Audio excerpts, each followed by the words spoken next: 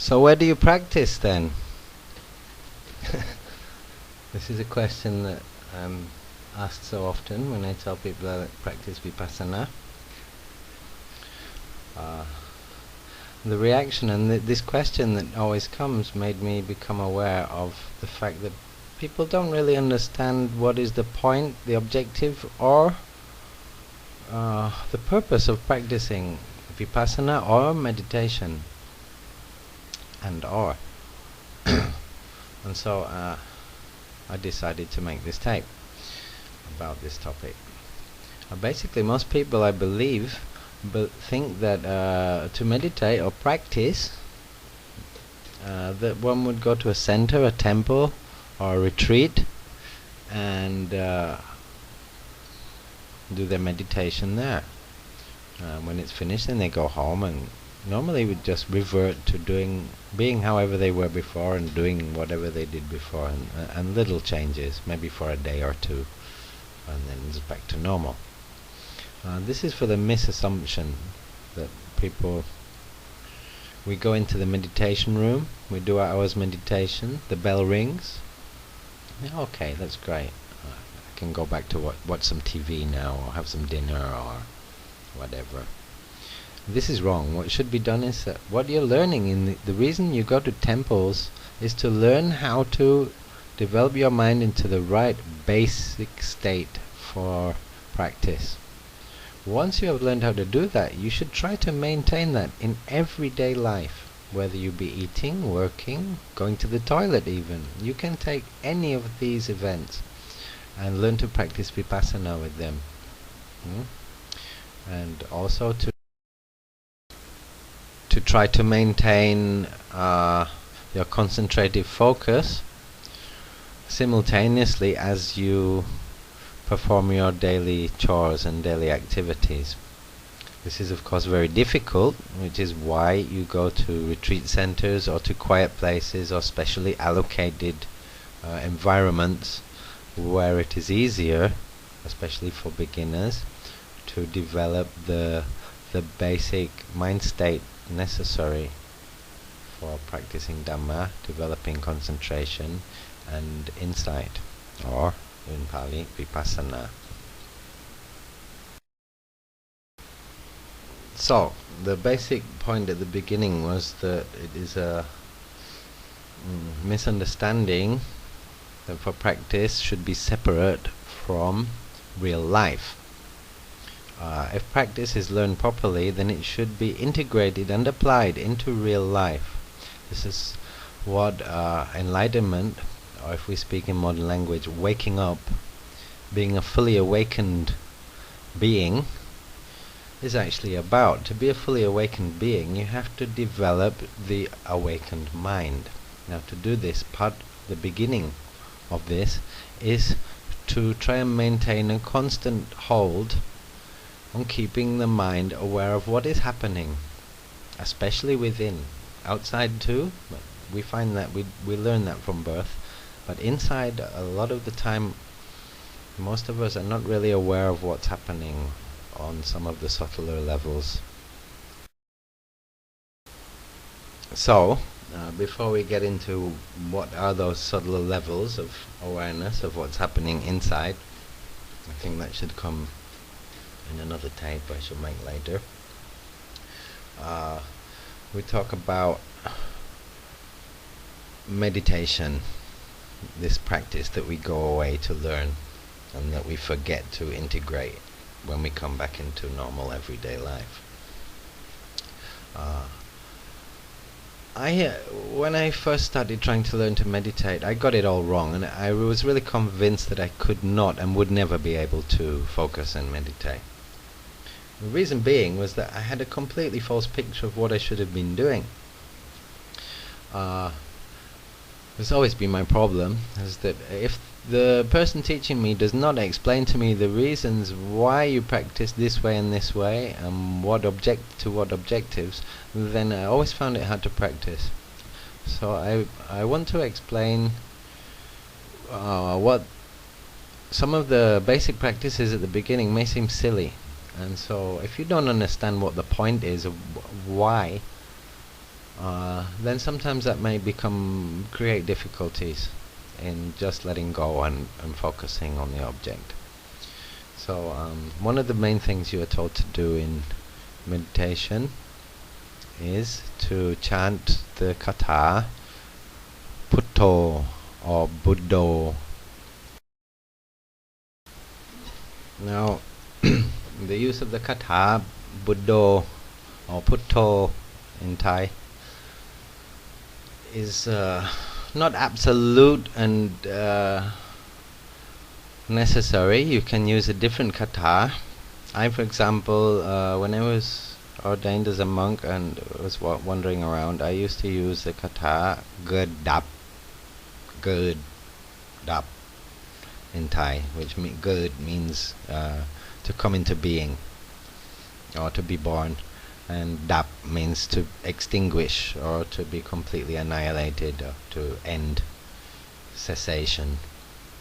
And so I found this kata to chant that, apart from using it, and here's one of the objectives of chanting it, is to use it as an anchor to stop your mind from wandering, which is probably pretty obvious. But also, because we use a kata, I mean, you can use a kata. For most people, they don't understand what it means in the Pali. But normally, if you're a practitioner, serious practitioner, you will study the meaning of what you are chanting. And the other benefit of using it as an anchor for meditation, and whilst doing that, if you have a spontaneous understanding of the meaning, then you can also use that as an object of meditation to examine certain aspects of the Dhamma and to awaken to them.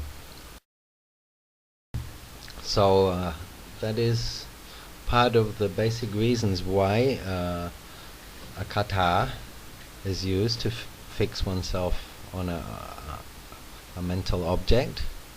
This is what you would say a non-physical mental object. There are various objects you can use. You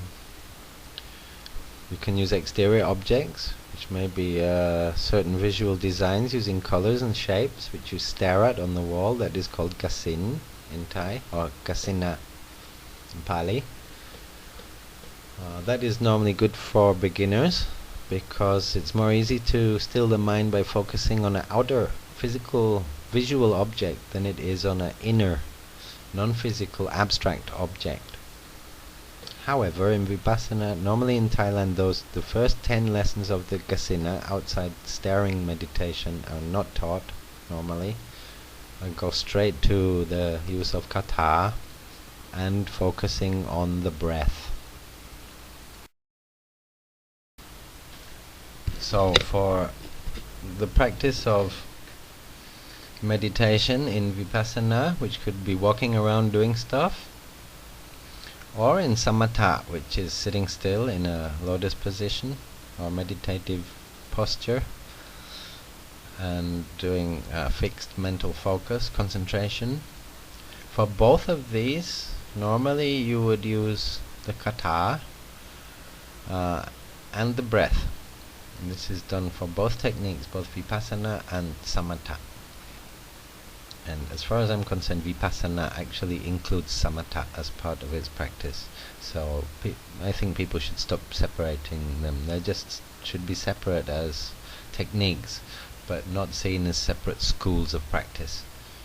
That is one of the common misunderstandings and mistakes made by modern Buddhists. So there are actually hundreds of techniques contained within the various basic branches of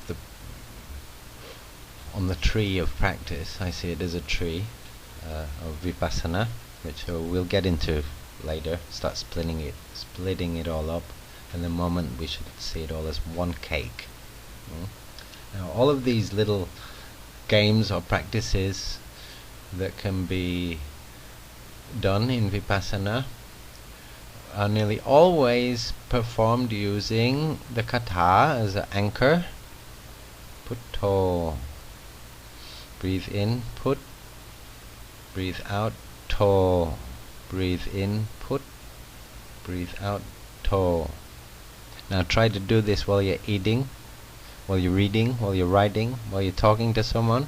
And you say, I can't do that, there's two things at the same time. I say, well, you can scratch your nose while you're talking to me, can't you? We're used to doing that, but we're not used to doing what I'm suggesting here.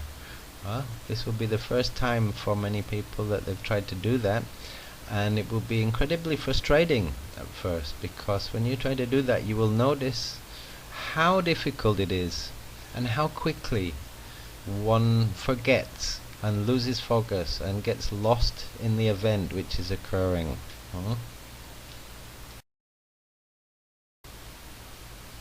Now this in itself is also can be quite a deep insight, therefore Vipassana, because when you start practicing this and you try to keep your mind on being aware, awake to the fact that sensation of your breath on the tip of your nose is normally where you're told to try to maintain awareness, be aware of, be awake to, and put to.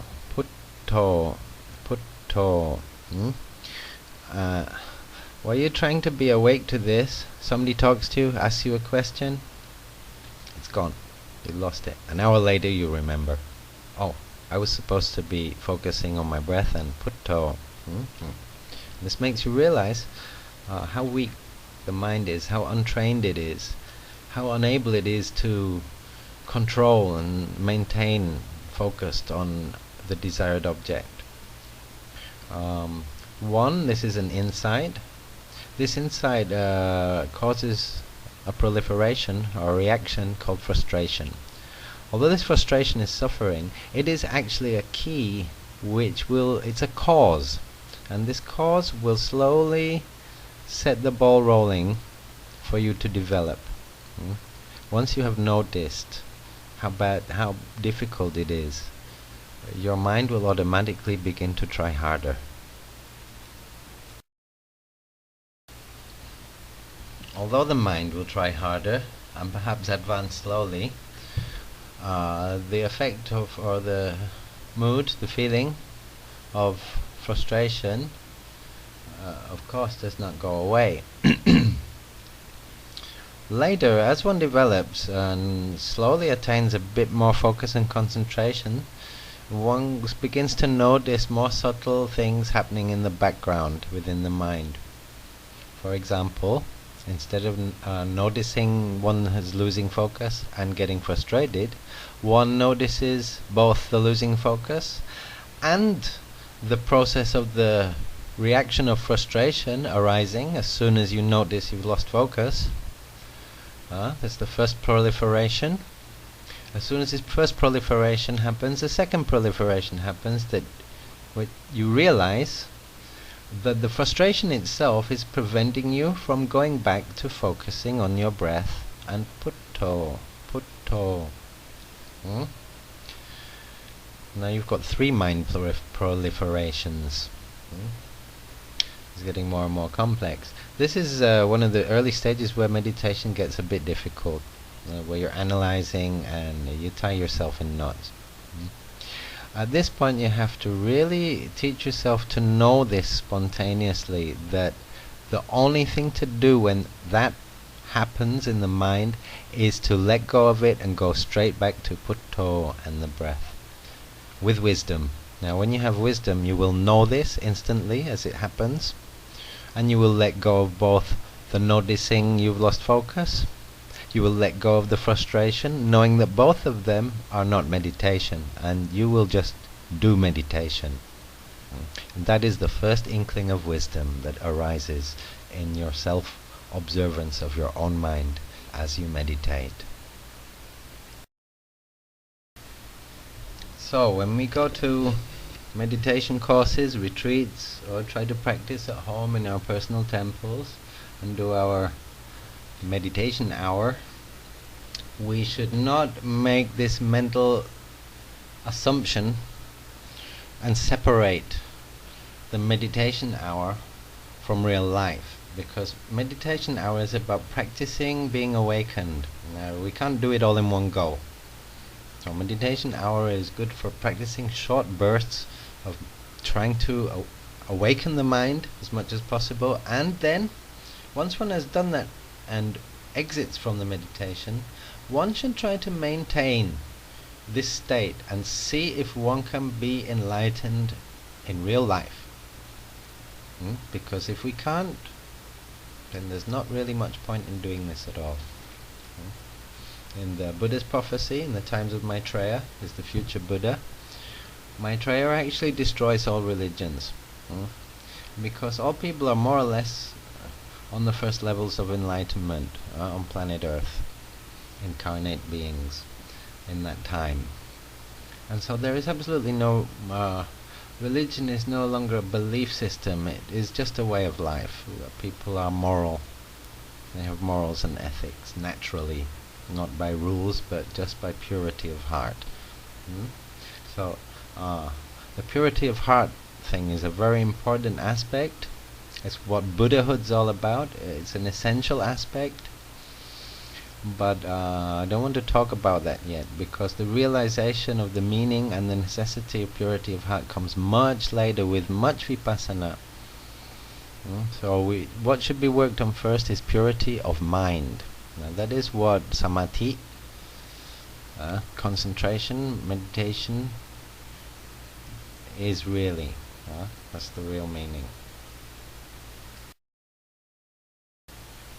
Now, as I said, purity of heart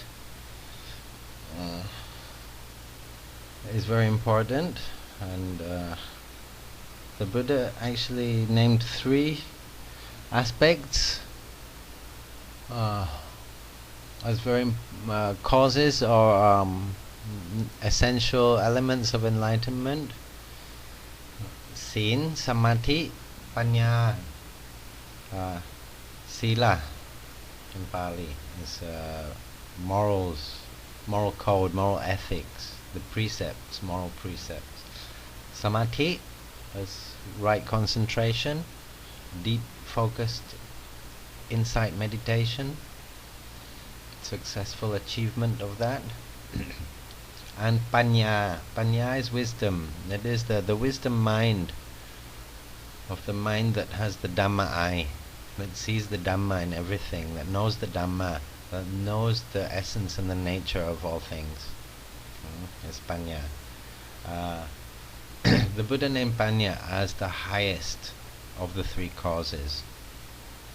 Now that is not to take away the importance of any of the other 2, but that the real essential cause is Panya, which causes you to become awakened. The wisdom, intelligence of mind, not the purity of your morals or the concentration of your focus.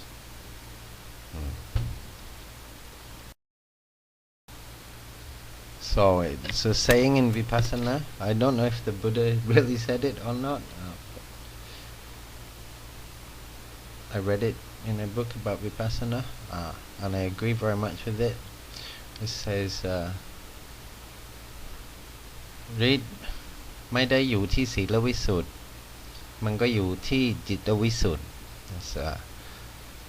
Psychic power or meditative awakening, attainments, the attainment of certain powers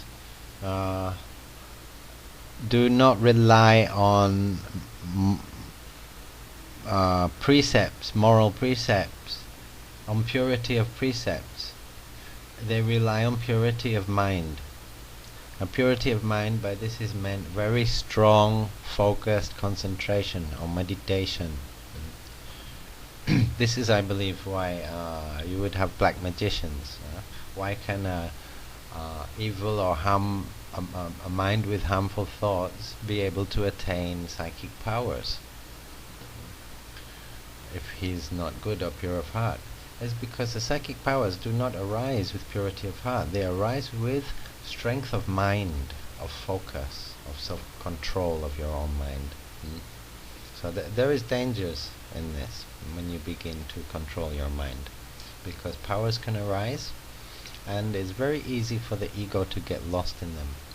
That's something we should talk about sometime as well, especially when we get to talk about jhana meditation. So to finish off on the same gist as I began with, basically, although we explained a little bit about what and why those basic meditative practices are performed, I began this tape by talking about the misunderstanding, how we separate the practice from our actual life, and how actually the practice should be integrated into our natural life. So please, in your meditation hours, remember not to slice the meditation hour from your real life, and try and get them to cross over and extend the amount of time in which you can maintain that crossover in your real life, and see how much it benefits. Observe how much it benefits your life, lessens suffering, and it increases the skillfulness, and observe the benefits of it, which will also create causes for you to have more moral effort to carry yourself further along the road. So I'd like to wish everybody lots and lots of blessings, and finish with something that normally monks do, but it's what I always use instead of funny black magic kata. It's basically to wish everybody who's ever helped or who likes to listen to the Dhamma, and just to help all beings. So I'd like to wish this to everybody. Sappitiyo viwachantu sapparoko vinasatu mate pavavantarayo sukhiti kayuko pava apivatana silitsani chang utapachayino jataro dhammavatanti ayuvano sukhang parang. Sadhu. Thank you. Be with the Dhamma always.